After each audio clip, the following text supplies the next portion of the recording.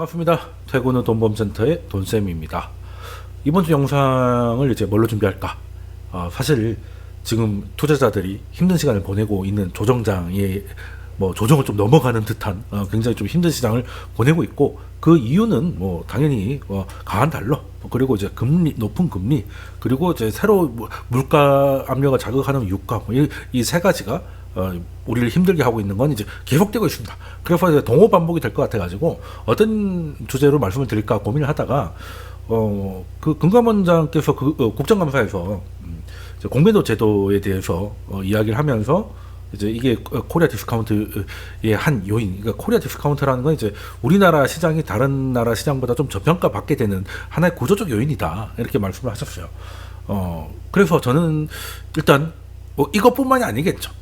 그래서 이제 아직도 국장을 하고 있는 흑우 없냐 이런 얘기도 한 번씩 돌아다니긴 하는데, 우리나라 시장이 변동성이 워낙 크니까요. 그러면 투자자 개인의 문제가 아니라 시장 자체가 갖고 있는 구조적인 그 코리아 디스카운트 요인이 뭐가 있을까를 고민을 하고 그에 대한 이야기를 좀 드려볼까 합니다. 일단 금감원장께서 말씀하신 이제 취지는 공매도 자체가 코리아 디스카운트 요인이기보다는 이제 우리나라 공매도의 시스템이 우리나라 굉장히 전산화가 잘 되어 있습니다만 공매도 같은 경우는 아직도 이제 후기 바탕이 많고, 그래서 이제 아름아름으로 된다는 거죠. 그러다 보니까 이걸 활용할 수 있는 외국계 IB라든지 이런 데서 우리나라의 파생 상품을 통해 가지고 선물을 먼저 매도하든지 매수하든지 이런 식으로 해가지고 이제 현물을 흔들어서 그거 이제 공매도로 이제 그 차익을 보기도 하는데, 또 게다가 이게 개인은 기한이 좀 짧은데 해외 같은 경우는 굉장히 길게도 되게 있기 때문에 이제 폐허하지 않다, 이런 말씀을 하신 것 같아요. 그래서 그 부분에 대해서는 저는 개인들이 공매도에 하는 거에 대해서는 웬만하면 안 했으면 좋겠는데, 그냥 먹을 때 그냥 롱으로 먹는 게 낫습니다만, 굳이 하시겠다면 그래도 룰은 좀 평등하게 해주셔야 되지 않나, 이런 생각을 하고 있고, 그 생각을 하시는 것 같으니까 개선해 주시면 좋을 것 같고, 일단은 공매도 자체는 코리안 디스카운트 요인이라고 보기는 어렵죠. 우리나라에만 있는 제도도 아니고, 특히 우리나라 같은 경우는 이제 코로나 때 엄청 빠질 때 그래서 전면 금지가 됐다가 지금 이제 부분 재개가 됐죠. 코스닥 150 그리고 이제 코스피 200 정도만 개편돼 있는데, 사실 공매도가 아예 없어버리면 그 작은 종목을 가지고 말도 안 되는 밸류로 이제 주가 조작이 용이한 부분도 있죠. 예를 들어서 이제 얼마 전에 영풍재지 이런 것들도 사건이 있었는데, 그런 것들을 봤을 때 이건 분명히 조작이고 오래 갈 수 없는 말이 안 되는 상승이다 라고 판단이 되면 이제 공매도가 붙을 수가 있겠죠. 근데 영풍재지 같은 경우는 이제 코스닥 150도 아니었고 하기 때문에 공매도가 없었고, 주가 조작에는 오히려 용이한 부분도 있습니다. 그래서 공매도가 시장의 한 기능이에요. 이게 좋다 나쁘다를 떠나서. 그런데 이제 문제는 그걸 운영하는 시스템 자체가 조금 이제 우리나라 시장에 어울리지 않은 정도로 후진적이니 이런 게 좀 개선이 필요하겠다는 생각이 들고요. 자, 그러면 어쨌든 공매도 자체는 중립적입니다. 이게 이것 때문에 디스카운트를 받을 것도 아니고 프리미엄을 받을 것도 아닙니다. 제도는 개선해 나가면 되는 것이고요. 그러면 그 외에 그래도 한국 시장이 글로벌 시장에 비해서 굉장히 그 변동성도 크고, 변동성이 큰 거는 우리나라가 하고 있는 산업 자체가 대표적인 게 반도체지 않습니까? 그게 사이클 산업이다 보니까 미국은 사이클 산업이 비중이 작잖아요. 그래서 우리나라는 이제 사이클 산업이 많아서 사이클이 탈 때는 또 많이 올랐다가 아닐 때는 빠졌다가 이게 좀 반복되는 경향. 그러니까 먹고 사는 품목에 따라서 미국은 빵을 먹고 우리는 쌀을 먹는데, 쌀 같은 경우는 예를 들어서 사이클이 있다, 이렇게 이해를 하시면 될 것 같아요. 그런데도 불구하고 비슷한 사정을 갖고 있는 대만이라든가 다른 이제 신흥국 국가에 비해서도 밸류를 좀 적게 받고 있는 건 사실입니다. 그 분명히 코리아 디스카운트라는 게 있다는 것이죠. 그러면 그 구조적인 요인이 뭘까? 뭐 때문에 코리아 디스카운트가 되고 있는지에 대해서 하나하나 설명을 해드리도록 하겠습니다. 그리고 물론 가장 중요한 거는 코리아 디스카운트의 가장 큰 원인은 바로 이거죠. 중복상장입니다. 중복상장. 얼마 전에도 있었죠. LG화학에서 배터리를 뜯어가지고 LG 에너지 솔루션으로 이제 따로 상장을 한 거예요.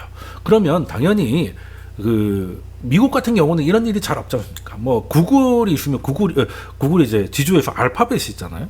그 안에 뭐 구글도 있고 유튜브도 있고 뭐 여러 사업 얼마든지 우리나라 같으면 물적 분할해서 다 올릴 수 있었을 텐데 미국은 그러지 않고 있습니다. 뭐 그거는 하고 싶어도 못 하게 돼 있으니까요. 근데 우리나라는 좀 할 수 있게 돼 있습니다.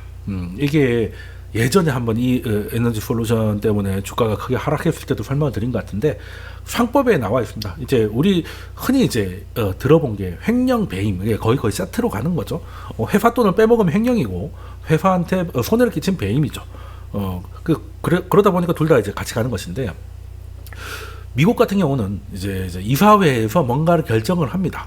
그러면 만약에 이사회에서 결정을 했는데 그게 회사 결과적이 아니라 의도적으로 일부러 회사를 이제 그 회사에 손해를 끼치고 특정 뭐 다른 법인이나 이런 거에 이익을 몰아준다든지 이렇게 되면 당연히 배임이 되는 것이죠. 그러면 물적 분할이나 이런 것도 이사회에서 결정이 되는 것인데, 그러니까 자회사를 뜯어가지고 상장을 하는 거죠.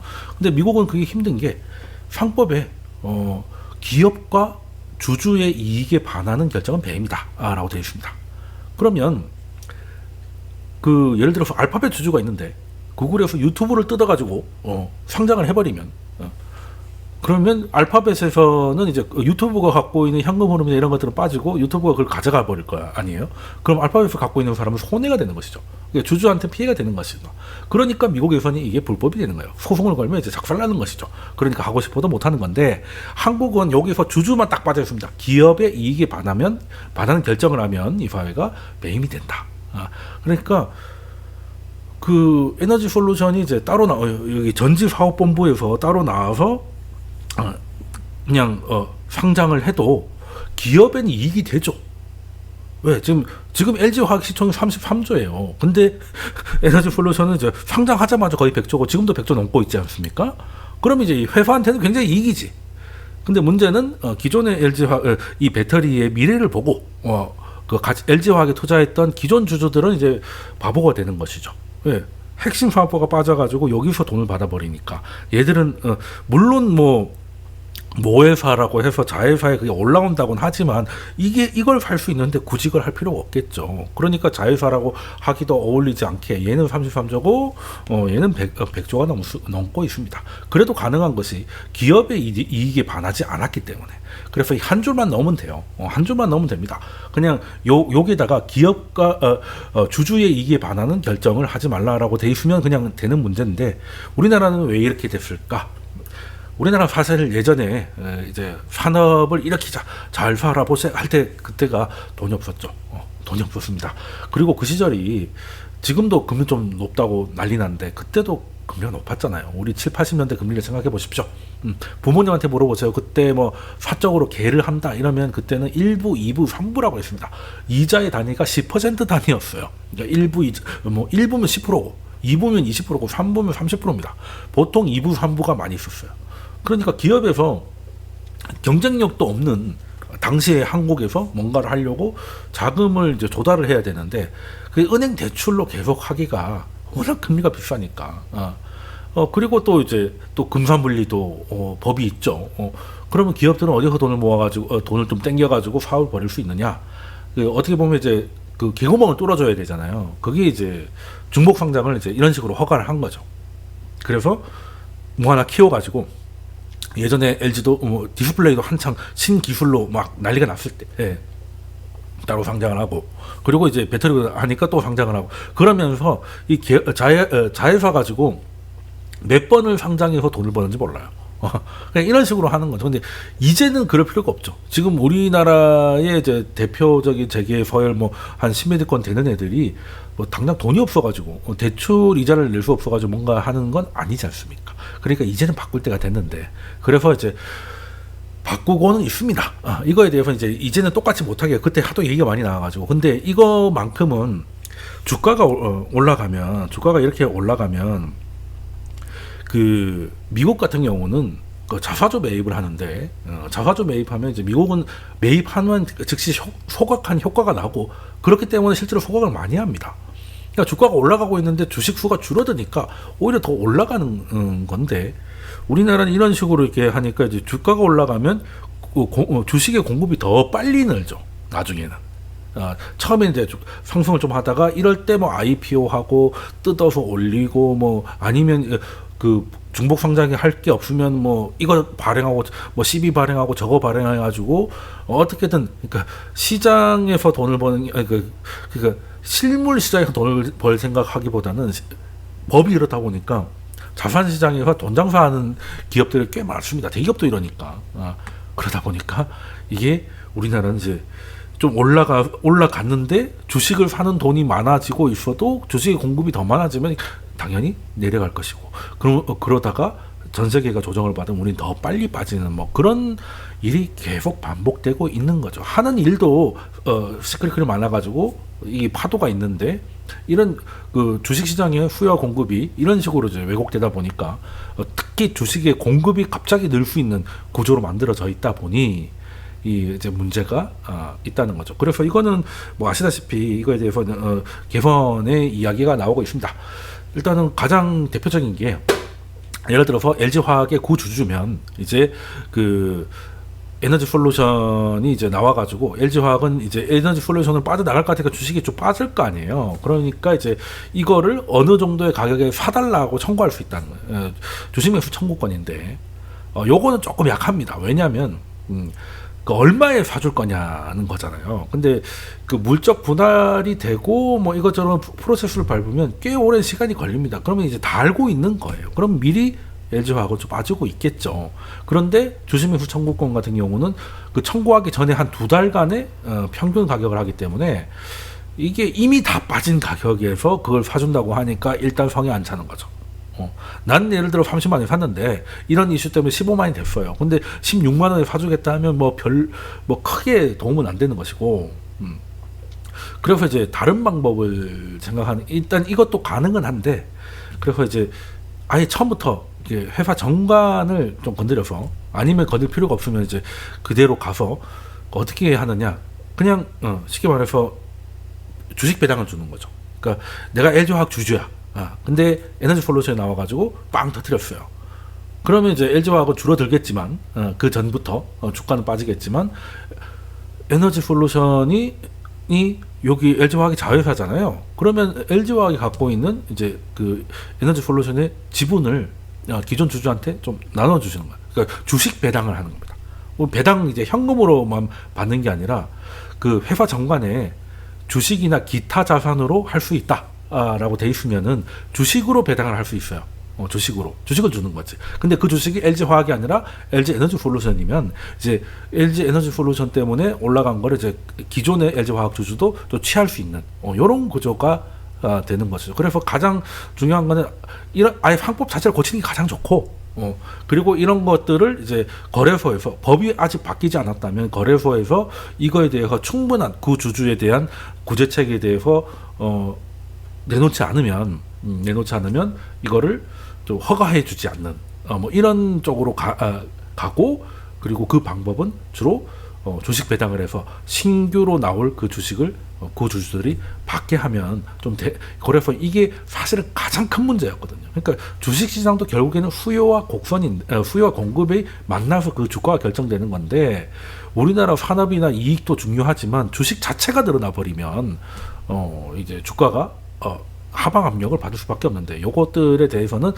약간 좀 픽스가 좀 돼가고 있는데 일단 에너지 솔루션을 해버렸으니까 어쩔 수 없는 것이고 그럼 이제 남아있는 게 KT도 이제 클라우드 부분을 이제 그 추가로 상장할 예정을 갖고 있고 이마트 신세계도 FFG 아시죠? 쓱닷컴을 이제 상장할 계획을 갖고 있고 그 SK 이노베이션도 이제 SK 온 배터리 그쪽이죠. 그쪽으로 이제 상장할 건데 거기서 그 회사들의 정가는 그냥 자회사 주식을 이제 주식 배당으로 할 수 있는 상태라고 하더라고요. 정관상. 그럼 이제 요 부분에 대해서는 좀 해결이 된 부분이 됐다. 그러니까 사실은 가장 큰 문제였는데 그 여러 가지 문제가 있는데 일단 이게 가장 컸어요. 그래서 제가 1번으로 뽑았는데 이거는 조금 이제 개선이 되고 있다. 그래서 이제 미국은 자본시장이 이제 선진화되어 있으니까 거기서 프리미엄을 받고 있는데 우리나라 디스카운트를 받고 있다가 이 디스카운트 요인들이 좀 제거가 되면 오히려 프리미엄까지는 아니라 하더라도 디스카운트 요인이 좀 줄어들면 이제 좀 도움이 될 수 있겠죠. 그래서 제가 뭐 차트를 갖고 왔는데 뭐 사실 비슷하게 가긴 합니다. 비슷하게 가긴 하는데요. 이제 빨간색이 이제 LG 화학이고, 그리고 위는 에너지 솔루션인데, 이게 꼭 뭐 주가 비슷하네라고 생각하실 수 있겠지만 시총을 봐야죠. 아까 말씀드렸죠. 얘는 33조, 얘는 100조가 넘어갑니다. 그런 식으로 계산하면 이제 이런 게 얼마나 필요한 것인지, 그리고 지금 사실 이 두 개가 합쳐져 있었으면 LG 화학이 주식수를 늘리지 않는 이상 주식은 공급되지 않고 이 에너지 솔루션이 받고 있는 밸류가 여기로 들어가 있었겠죠. 마치 구글이나 뭐 애플이나 이런 것처럼. 그렇게 되면 오히려 더 도움이 됐을 텐데, 이런 식으로 자꾸 하니까 전반적으로 좀 내려가는. 그러니까 LG는 좋았던 것이죠. 이런 것들은 이제 앞으로는 좀 힘들어진다. 그리고 이제 지금 이제 예정돼 있는 물적 분할이 예정돼 있는 회사들은 정관상 자회사의 주식을 배당할 수 있게 되어 있다. 이렇게 보시면 될 것 같아요. 그러니까 첫 번째 원인은 이제 중복 상장이 정말 이례적으로 많았는데, 이제는 좀 이제 했던 건 어쩔 수 없고, 이제는 좀 줄어들지 않을까, 다행스럽게 생각을 하고, 두 번째는 원래 이제 불타기라고 들어보셨습니다. 뭐 M&A 같은 이슈가 붙으면 이제 서로 이제 지분을 확보하기 위해서 서로 막 사다 보니까 주가가 많이 오르는 게 정석인데, 우리나라는 좀 애매해요. 이게 왜 그러냐면 이제 이게 대주주 지분, 그러니까 그 경영권 지분이라고 하죠. 대주주 지분만 이제 M&A를 할 때, 인수합병을 할 때 그것만 사요. 그것만 사는데, 그거에 예를 들어서 뭐 여기 뭐 최근에 했던 게 일즈 미트리얼스, 그리고 남양, 한샘이 있는데, 예를 들어 주가가 10,000원이었다. 10,000원이다. 지금 현재. 그러면 대주주 지분을 이제 사는데, 대주주 지분을 여기 숫자만큼 프리미엄을 주는 거죠. 그러니까 원래는 한 회사의 이제 지분을 확보하려면 그냥 공개 매수를 하든지 뭐 어떻게 뭐 사는 방법은 많지만, 뭐 대주주 거가 됐든 아니면 소액주주가 갖고 있는 일반 보통주든 그냥 모아서 자기 지분을 늘려가면 경영권을 획득할 수 있는 거잖아요. 근데 우리나라는 일단 이제 대주주가 갖고 있는 지분만 서로 주고받으면, 물론 전체는 이제 일반 주주가 많겠지만, 뭐 대주주가 뭐 예를 들어 17%, 1대가 17%, 2대가 9% 뭐 이런 식으로 돼 있으면, 그 17% 이것만 넘기면 어찌됐든 뭐 경영권을 넘어간다, 뭐 이런 식이다 보니까 이것만 넘기는데 작게 사는 대신에 비싸게 줍니다. 그러니까 이 프리미엄을 주는 거죠. 근데 프리미엄이 좀 심합니다. 여기 나와 있던 수준 뭐 93% 더 주고요, 87% 더 주고, 57% 더 줘요. 같은 주식인데. 그럼 이렇게 되면 소액주주들은 이제 첫째 배제되고, 일반 주가는 오히려 하락할 요인이 생기는 거죠. 말이 안 되지 않습니까? 이 10,000원짜리가 딴 데서는 지금 19,300원에 팔리고 있다고 보는 거니까. 해외 선진국 같은 경우는 이제 당연히 예를 들어서 일정 규모 이상, 어느 정도 블록들도 가능하고 하는데, 경영권을 이제 확보할 정도로 법에서 정해놓은 일정 부분 이상의 주식을 취득하는 경우에는 그 대주주가 됐던 소액주주가 됐던 그냥 다 같이 사야 됩니다. 누구 것만 살 수 없어요. 소액주주 것만 살 수도 없고 대주주만 살 수 있는 것도 아닙니다. 그래서 다 공개 매수해야 돼요. 그런데 우리나라는 이제 그냥 오너끼리 만나가지고 짬짬이해서 이제 넘기고 받고 뭐 이런 식으로 되고 있습니다. 이게 또 물론 이제 거기서도 할 말은 있어요. 이게 우리나라는 이제 창업자가 갖고 있는 지분이라고 해서 의결권을 더 주거나 그러진 않거든요. 그래서 사실상 경영을 할 수 있는 대주주 지분을 이제 통째로 필요한 만큼 사는 게 오히려 실질적인 인수합병이 되기 때문에 좀 그런 부분이 좀 있는데, 외국은 어떻게 하느냐? 창업자가 갖고 있는 지분에 대해서는 의결권을 좀 더 줍니다. 예를 들어서 뭐 페이스북이 있다. 지금은 메타로 바뀌었죠. 근데 그러면 이제 한 주당 이제 한 표라고 치면, 뭐 주커버그가 갖고 있는 건 한 주당 4표라든지 이런 식으로 해서 지분을 이제 그 대주주가 그 경영 방어를 위해서 필요 이상으로 그렇게 갖고 있을 이유를 희석시켜줘요. 그렇게 돼도 나는 나의 10%가 의결권 기준으로는 40%가 갔기 때문에 굳이 우리나라처럼 40%를 확보할 필요도 없는 그런 부분이 있는 거죠. 그래서 약간 그 당근과 채찍으로 이런 부분에 대해서는 좀 인정을 좀 해주는 필요가 있지 않겠나라고 하는데, 일단 이거에 대해서도 법은 어떻게 개정되고 있냐면, 일단 상장회사의 주식을 25% 정도 25% 이상 이제 보유해서 최대 주주가 되면 이제 전체 주식의 50% 이상을 공개 매수로 이제 하는 거를 이제 의무화 하는 방식이 시작이 돼요. 근데 문제는 이제 새로운 법이 나오면 또 새로운 개구멍이 뚫리는 것이죠. 50% 그러니까 25%를 넘으면 50% 이상을 공개 매수해야 되니까 24%만 사면 되겠네. 예. 그리고 24%만 일단 사고 남은 돈으로 일단 내가 24%를 샀으니까 그 경영권을 획득했잖아요. 그러면 그거 가지고 남은 돈으로 자사주를 사는 겁니다. 자사주를 사. 그러면 이제 자사주 지분은 이제 뭐 사실상 내 거나 다름없으니까 그런 식으로 우회할 수도 있다라는 문제는 있죠. 그래서 이거는 좀 더 제도가 좀 더 나가야 될 것 같아요. 그 이후에 자사주 매입이라든지 아니면 뭐 우호 지분 가지고 이제 뭐 이런 식으로 우회를 하는 거를 어느 정도 방지를 하든지, 아니면 25% 이하로 샀는데 자사주를 매입해서 결과적으로 이걸 늘리려고 할 때는 자사주는 사자마자 지분을 늘리는 게 아니라 소각을 필수로 한다든지 그러면 되죠. 소각을 시켜버려. 자사주 매입하고 소각하면 대주주도 좋고 소액주주도 좋으니까 그냥 이제 그렇게 되면 이제 만세하는 건데, 아예 차를 그렇게 해버리라는 거죠. 그러면 내가 차라리 그렇게 하더라도 자사주 매입을 하든지 아니면 그냥 공개 매수를 하든지 이런 식으로 가지 않을까. 그래서 이제 이 부분도 하나는 좀 추가가 돼야 될 것 같다.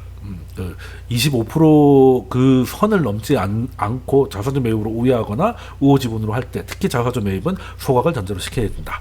그냥 아예 우리나라도 그냥 미국처럼 그걸 좀 바꿔야 돼요. 그러니까 말씀드리는 해보면 이 왜 그 자사주 얘기 나왔으니까 또 자사주 얘기를 좀 해야 되는데, 미국은 이제 주주 환원이 잘 돼 있습니다.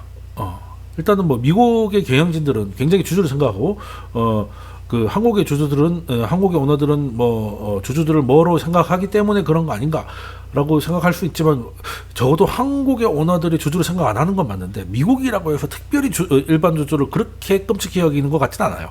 그냥 제도가 환경과 제도가 그렇습니다. 일단은 뭐 시총이라고도 얘기 들어보셨을까요? 시가총액이 이제 줄여서 시총 하는데, 그러면 이제 시총을 계산하는 방법은 똑같을 것 같은데 그게 의외로 다릅니다. 한국 같은 경우는요, 그냥 오늘 주가하고 발행 주식 수를 이제 다 곱합니다. 이게 그냥 우리가 생각하는 그런데, 미국은 이게 달라. 유통 주식 수입니다. 유통 주식 수. 그러면 두 회사가 있는데 둘 다 100주가 있어요. 그러면 자사주를 10주를 샀습니다. 그러면 이제 자사주로 들어온 거는 유통 주식이 아니죠. 그러면 얘는 이제 90이 되는 것인데, 얘는 여기서 10주를 사도 발행 주식은 바뀌지 않았잖아요. 소각을 아직 안 했잖아요. 그러니까 소각이란 절차를 꼭 거치지 않으면 90으로 줄어들어서 주가가 올라가는 효과가 없어요. 근데 미국은 굳이 소각을 안 해도 일단 유통이 안 되고 있는 것들은 그냥 빼버리기 때문에, 그러면 당연히 주가가 부양됩니다. 그러니까, 그리고 거의 다 소각을 하죠. 그 소각한 거나 안 한 거나 똑같기 때문에 그냥 소각을 해버립니다. 근데 우리나라는 이제 미국은 소각하려고 자사주를 매입하는데, 한국은 소각하려고 자사주 매입하지 않아요. 근데 미국처럼 해버리면 소각은 안 하더라도 뭔가 이제 이 효과는 올 텐데, 그거는 이제 우리나라는 이제 진짜 이제 소각 자체를 거쳐야 되니까. 그럼 왜 사느냐? 왜 자사주를 사느냐? 일단 앞에 거랑 연결됩니다. 앞에 거랑 연결되는 게, 이제 그 오너들이 이제 뭔가 우리나라 이제 뭐 재벌 뭐 지배 구조가 복잡하다 뭐 이런 얘기 많이 보셨을 거 아니에요. 그래서 지배 구조로 개선해야 된다. ESG의 G가 또 거버넌스니까 뭐 이런 것들을 해결해야 된다라고 하면, 흔히 이제 하는 게, 재벌들이 서로 이제 순환 투자가 돼 있으니까 특정 지주사를 세워가지고 밑에 이제 이런 식으로 이제 정리를 하자 뭐 이렇게 되는 건데, 그럼 이제 지분 구조가 좀 골치 아픈데, 요때 우리나라가 이제 그 소위 말하는 자사주의 마법이라는 게 있어요. 그러니까 미국은 그 미국이라고 이런 건 없는 건 아닌데 미국은 일단은 그 시가총액을 유통 주식으로 계산하기 때문에 다른 이유에서라도 자사주를 매입하면 주가 부양 효과는 즉시 일어나는데 한국은 소각을 직접 해야 되고 특히 한국은 자사주를 매입하고 소각을 안 하는 이유가 자사주 매입의 목표액이 따로 있는데 그게 자사주의 마법인데 이게 어떤 마법이냐라고 보면 예를 들어서 A사가 있고 B사가 있다고 칩시다. 그러면 이제 얘가 이제 지주사가 될 A예요. 얘로 이제 지주사를 해가지고 개편할 건데 그러면 이제 대주주가 있다.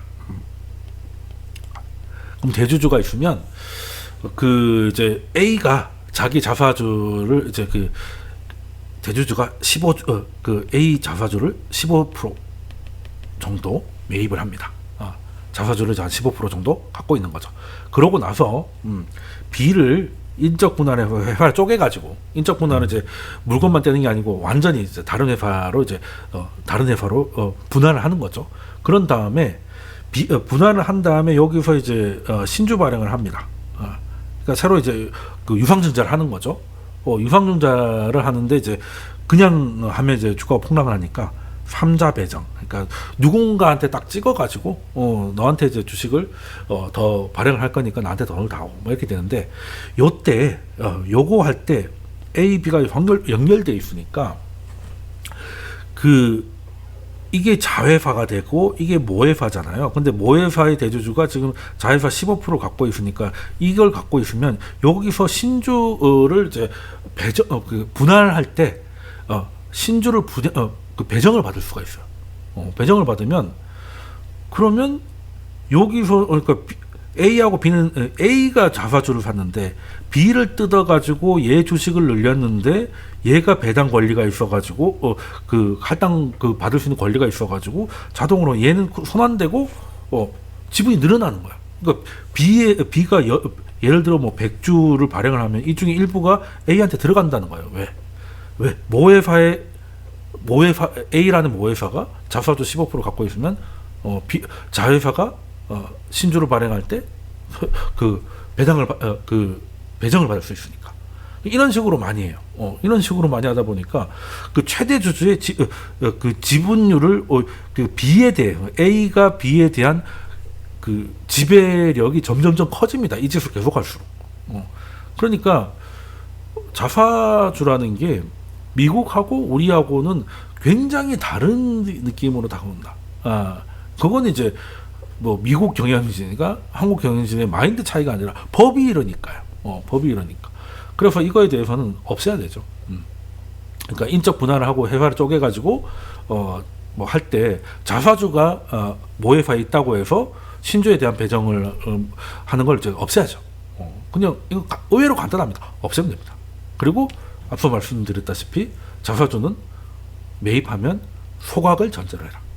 소각 안 할 거면 사질 마라. 이런 식으로 가면 우리나라도 사실은 그냥 아예 주가 자체가 올라가는 게 오너나 대주주나 소액주주들이 같이 윈윈하는 구조가 될 수 있다. 이게 사실 이게 별거 아닙니다. 그냥 법만 바꾸면 되는 것인데 법도 복잡하게 바꿀 것도 없어요. 물적 분할 못하게 하고 그 주주의 이익에 반하는 것도 못하게 하고 자사주 매입하면 소각을 의무화시키고 그리고 인적 분할 과정에서 자사주에 대한 신주 배정을 금지시키면 일단은 굉장한 코리아 디스카운트 해소 효과가 있다. 라고 이제 설명드리고 이제 몇 개 더 사례를 설명드려야 되는데 지금 30분 정도 되고 있어가지고 이거는 다 하면 뭐 한 7, 80분 나올 것 같아서 다음 영상에서 또 설명을 드리도록 하겠습니다. 그러면 오늘 말씀드린 이 세 개 정도 요거 이해하시고 일단 이게 좀 개선이 좀 되고 있다라는 전제에서 그리고 이제 자사주에 대한 것들이 조금 더 업그레이드 된다면 우리나라의 디스카운트 요인도 많이 해소가 될 것이다. 여기까지 알고 그 다음은 다음 영상에서 또 설명을 들으시면 될 것 같습니다. 그럼 다음 영상에서 뵙겠습니다. 감사합니다.